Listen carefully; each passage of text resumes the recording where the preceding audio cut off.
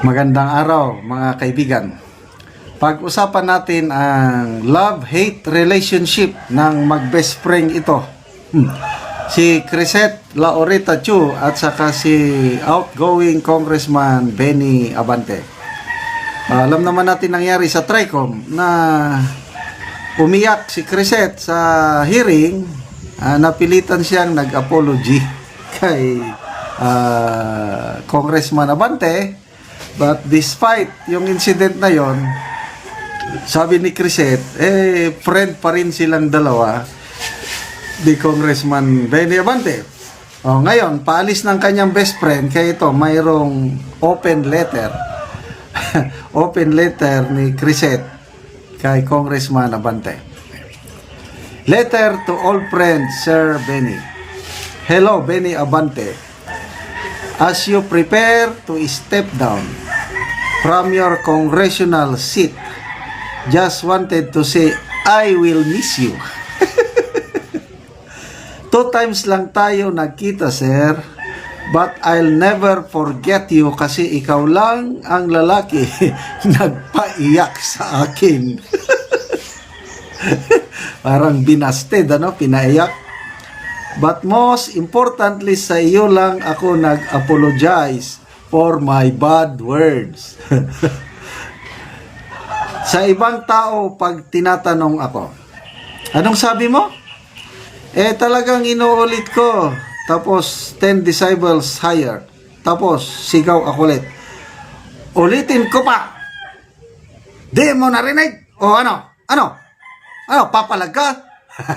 Matapang itong si Crisette, Pero sa iyo lang talaga, Sir Benny, apologize agad with crying. I think, to be honest, it's the aura of holiness you have when you're confronting people. Grabe naman to. Holiness aura. Ano yun? Holiness nga nakadilat ang mga nakaliwat ang mga dila. Ano pa itong holiness na sinasabi ni Crisette? Parang priest, you immediately start crying during a heartfelt service. Parang nasyak ako sa bad words ko when it was read with your holy mouth. Pastor ka po pala, I forget. So I guess it's really that sacred aura you have that made me cringe that I said the words like tanga. Pero don't worry, di naman ikaw kalaban ko sa Congress. Mabilis lang ako maiyak kasi may mens ako that day, sir. But I don't harbor any ill will against you, sir. Ang personal ko talaga dyan sa Congress si Jude Asedre ng Tingog Party List. Pumasok talaga sa TRICOM just for me, ako lang tinanong.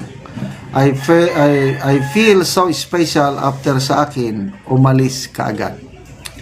Also si Ace Barbers, pero as you know, may na-file na kaso. Di naman personal. Sorry. Ang binuong Sandali. Na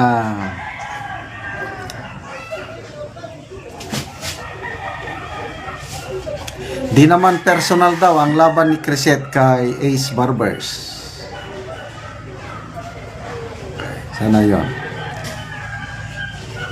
Di naman personal, legal lang. And as far as I know, may another pending ombudsman case against him. Will not discuss further as sub judice. Pero sa iyo, sir, wala talaga. Please, keep me as a friend. Joey, you can keep as something else. Dinamay pa si Joey Di Bibre. Pasalamat na rin ako kay Jude Asedre na porsigido akong nadamay dito plus kay Ace Barbers dahil nagkakilala tayo, sir. Your magnanimity and apology made me believe that there are holy and good people in Congress. Grabe namang, ano ito? Ano pa ito, Crisette? Pang-aasar ba ito? Sana yun? I will never ever go after you, Sir Benny. And in fact, I know it was just a job to you.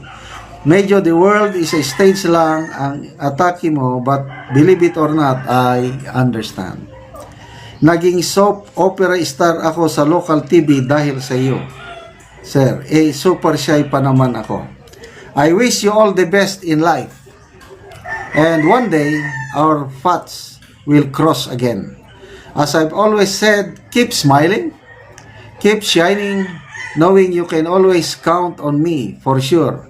That's what friends are for, sir. Talaga magkaibigan. Sabi niya, PS, buti pa itong ABS-CBN tama magkapsyon. I apologize for my bad words, not for fake news. Huwag niyo akong inaano. Sir Benny does not appreciate fake news. Yun yung picture nilang dalawa. Umiiyak si Crisette sa TRICOM meeting dahil nagalit ang kanyang best friend na si Benny Abante. Okay, ito may relevant comments. Darwin Posadas. I admire your humility despite the fact what this man has done to you. But there is no need to apologize or even to wish goodness to this egotistical creature who thinks he is spiritually blessed and above the law. If you wish him all the best, I wish him all the worst. Because evil people don't deserve any form of goodness. Grabe itong Posadas. I didn't apologize to him naman. Wala naman ako kasalanan sa kanya. I just wish him well. Che Dolera, ikaw na ang rena ng sarcasm. Kipicho. Grabe. Aban, yung sarcasm na very convincing. Sana wala kang means ngayon as you were writing this. Baka umiyak ka while typing. Shen Marie, ay, namimiss niya na. Ha ha ha. Monet Pastrana, taray, may special post ka pa for him, Miss Crescent. Remedios Avila, I can sense the sincerity, Madam KLC. The world is healing na talaga. JJ Abo, when people say you are Miss Sarcastic, that's the side effect of being funny, intelligent, pretty. Sarcasm Award goes to Crescent Laureta Chu, Miss Sarcasm Award. Okay, salamat mga kaibigan sa inyong pagsubaybay sa ating channel. Nakakatulong kayo ng malaki sa tribong Talandig dahil ang income sa channel na ito is pantulong natin sa tribo. Namimigay tayo ngayon ng libreng yero at pako para ma-repair ang sira-sirang bahay ng tribong Talandig. Panoorin nyo ang video.